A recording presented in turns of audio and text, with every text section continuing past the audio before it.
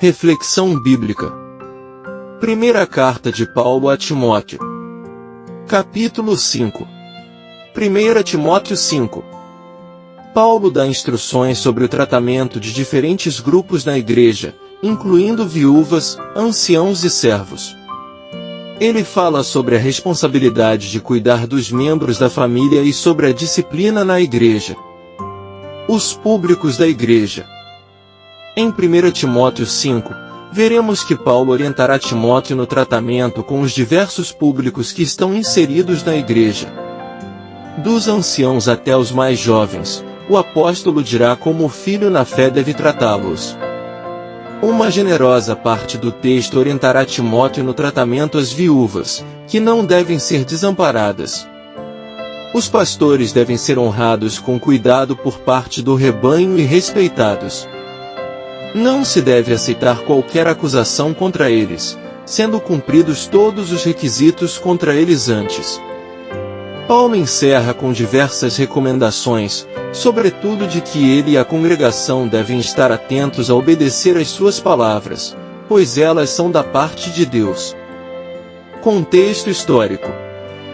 Paulo adverte que no fim dos tempos o compromisso de muitos com a fé seria cada vez menor e que as pessoas buscariam cada vez mais a idolatria e os pecados do mundo, tudo o que eles oferecem e que não passam de ilusões. O cristão deve estar firme na palavra de Deus e no viver na fé para se obter sucesso e a verdadeira felicidade em sua vida. Esse é o combate, o bom combate, que precisa ser bem vivido e vencido, sendo nosso dever dar bom exemplo da doutrina do Senhor. Acompanhe a seguir o estudo de todos os versículos de 1 Timóteo 5. O dever espiritual e o cuidado com as viúvas. Versículos 1 a 9. Não repreendas asperamente o ancião, mas admoesta-o como a pai, aos moços como a irmãos. Às mulheres idosas, como a mães, às moças, como a irmãs, em toda a pureza. Honra as viúvas que verdadeiramente são viúvas. Mas, se alguma viúva tiver filhos, ou netos, aprendam primeiro a exercer piedade para com a sua própria família, e a recompensar seus pais, porque isto é bom e agradável diante de Deus. Ora, a que é verdadeiramente viúva e desamparada espera em Deus, e persevera de noite e de dia em rogos e orações. Mas a que vive em deleites, vivendo está morta. Manda, pois, estas coisas, para que elas sejam irrepreensíveis. Mas, se alguém não tem cuidado dos seus, e principalmente dos da sua família, negou a fé, e é pior do que o infiel. Nunca seja inscrita viúva com menos de 60 anos, e só a que tenha sido mulher de um só marido. A linguagem forte no versículo 8, indica que cuidar da sua casa é um dever espiritual. A expressão, tenha sido a esposa de um homem, provavelmente se refere à fidelidade conjugal, ver nota em 1 Timóteo 3 verso 2.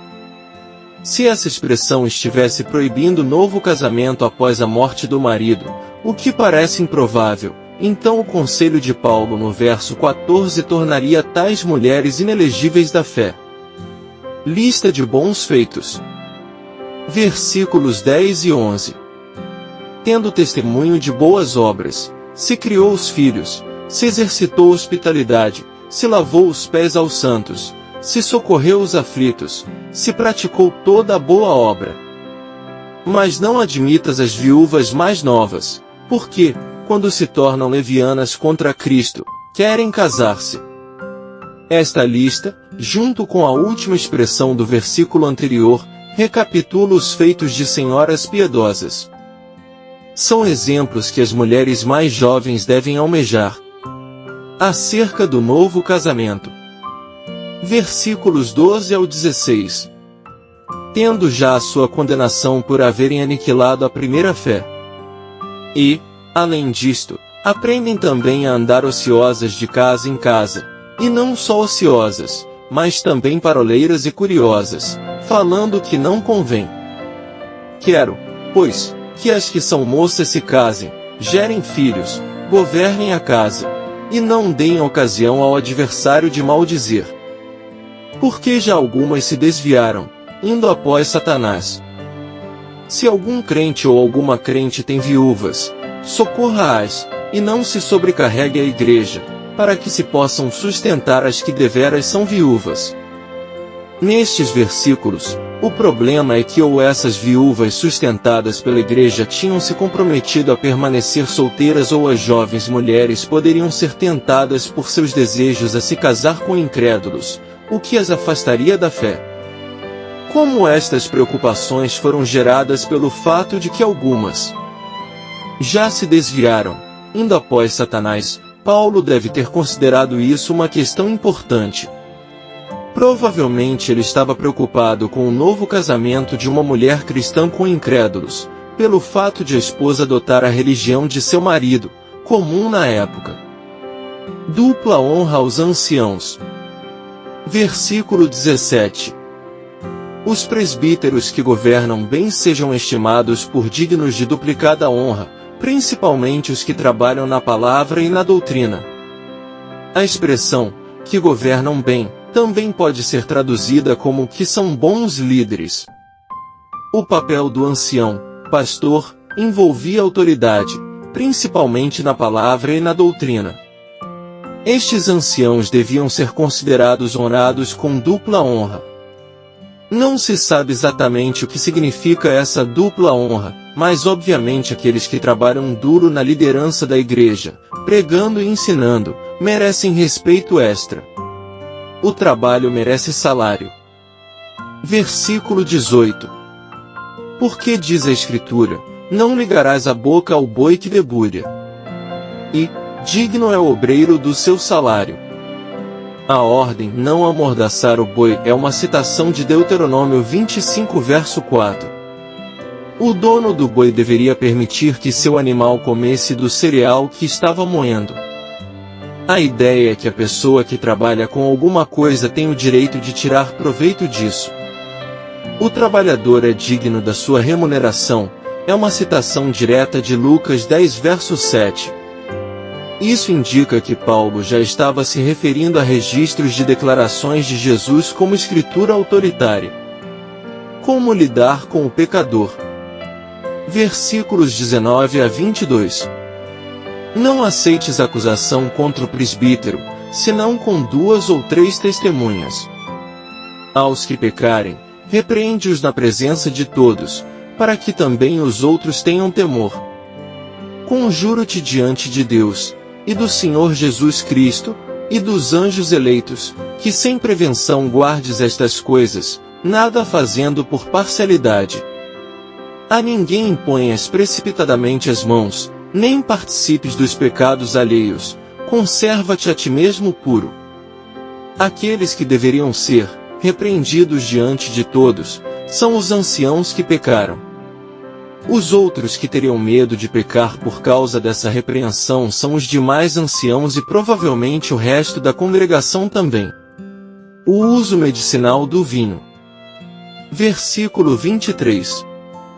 Não bebas mais água só, mas usa de um pouco de vinho, por causa do teu estômago e das tuas frequentes enfermidades. Não está claro como este versículo se encaixa no resto do parágrafo. Parece que se trata de uma qualificação para o chamado à pureza dos versos 22 e 24, esclarecendo que não há nada de errado em Timóteo fazer uso de um pouco de vinho, uma vez que ele padecia de algum mal no estômago, por causa do teu estômago e das tuas frequentes enfermidades. Dê tempo ao tempo. Versículos 24 e 25. Os pecados de alguns homens são manifestos, precedendo o juízo, e em alguns manifestam-se depois. Assim mesmo também as boas obras são manifestas, e as que são de outra maneira não podem ocultar-se. Após o parêntese do verso 23, Paulo volta ao assunto da nomeação de anciãos para servirem à igreja. Estes versículos ilustram por que é sábio ser paciente e radical ao avaliar possíveis anciãos. 5 principais lições que aprendemos no estudo de 1 Timóteo 5. Cuidado com os membros da família. Paulo instrui Timóteo sobre como tratar os membros da família na igreja, especialmente os idosos, as viúvas e os órfãos. Isso nos ensina sobre a importância de cuidar dos vulneráveis e necessitados em nossa comunidade cristã. Justiça e equidade. O apóstolo enfatiza a importância da justiça e equidade no tratamento dos membros da igreja, especialmente no que diz respeito à disciplina e ao cuidado pastoral. Isso nos lembra da responsabilidade de lidar com as questões da igreja de forma justa e imparcial. Honorários dos pastores. Paulo discute a questão dos honorários dos líderes da igreja, destacando a importância de reconhecer o trabalho e sustento daqueles que se dedicam ao ministério em tempo integral. Isso nos leva a refletir sobre a importância de apoiar financeiramente os líderes da igreja. Cuidado com a reputação. O apóstolo adverte contra a propagação de fofocas e acusações infundadas na igreja, enfatizando a importância de proteger a reputação dos irmãos em Cristo.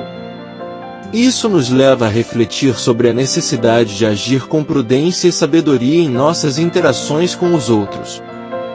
Preparação para a liderança. Paulo orienta Timóteo sobre a seleção e preparação de líderes na igreja, destacando a importância de discernir o caráter e a aptidão dos candidatos. Isso nos lembra da importância de investir na formação e treinamento de líderes espirituais para o serviço na comunidade da fé. Conclusão. Concluindo mais uma série de ensinamentos, Paulo esclarece vários pontos para Timóteo, como tratar das viúvas, que permaneçam solteiras, mas, que se tiverem que casar, que o façam com cristãos, e que não se coloquem em julgo desigual com os gentios. Ele ensina também que os anciãos merecem dupla honra, ao trabalharem mesmo com a idade avançada, e ambos os ensinamentos nos levam a considerar o quanto Deus ama quem o obedece e o honra até o fim, em qualquer circunstância, seja na solicitude, seja velhice. Em todo o tempo devemos honrar nosso Deus. Ele ensina também em como lidar com aqueles que vivem no pecado, que escolhem pecar, mas todo o ensinamento de Paulo é em amor. Vemos algo curioso nesse capítulo. Por causa de vários incômodos de Timóteo em relação ao seu estômago, Paulo indica misturar na água um pouco de vinho, como forma de remédio, para ajudar a minimizar os efeitos dos problemas estomacais do jovem pastor. O uso da medicina existente faz parte dos recursos que Deus nos deixou, e que são bênção para resolvermos nossos problemas de saúde, se necessário. Por fim, Paulo ensina mais uma vez em termos cuidado com quem elegemos como líderes, dizendo que muitas coisas acontecem antes de conhecermos, assim como outras acontecem bem depois. Que tenhamos discernimento em escolhermos nossas influências. Graça e paz por parte de nosso Deus e Pai, e de nosso Senhor e Salvador, Jesus Cristo, estejam sobre nossas vidas.